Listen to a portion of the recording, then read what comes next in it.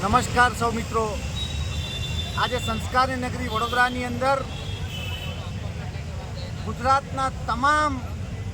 Electrical assistant વર્ગ 4ના કે જેઓએ પોતાની તનતોડ મહેનત કરી અને લેખિત પરીક્ષા સાથે સાથે પ્રેક્ટિકલ પરીક્ષા પાસ કરનારા 1224 જેટલા ઉમેદવારોએ જ્યારે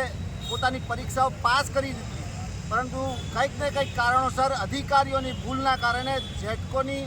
જે અધિકારીઓ છે, ઉચ્ચ અધિકારીઓના ભૂલના કારણે આજે એ લોકોને બધાના ઉમેદવારી પત્ર રદ કરી અને નવેસરથી એક પરીક્ષા લેવાનું જ્યારે સરકારની વિચારણા થઈ ત્યારે આજે આ મહારાજા સયાજીરાવની ગાયકવાડની ભૂમિ પર રેસકોર્સ જેટકોની મેઇન ઓફિસ ખાતે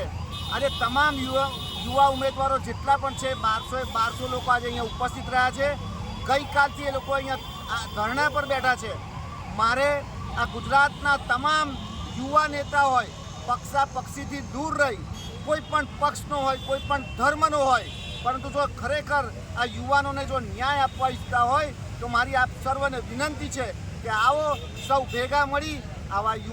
જે યુવાન ઉમેદવારો છે કે જેઓને ખરેખર તનતોડ મહેનત કરીને એ લોકોએ પરીક્ષાઓ પાસ કરી છે એને ન્યાય મળી શકે તે માટે સૌ લોકોને મારી વિનંતી છે કે આવો સૌ ભેગા મળી એમને ન્યાય અપાવીએ। જો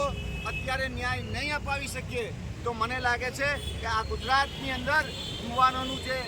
યુવા ધન છે, જે તનતોડ મહેનત કરી છે, કાળી મજૂરી કરી મા બાપે પોતાના દીકરા દીકરીઓને ભણાવ્યા છે, એવા સંજોગોની અંદર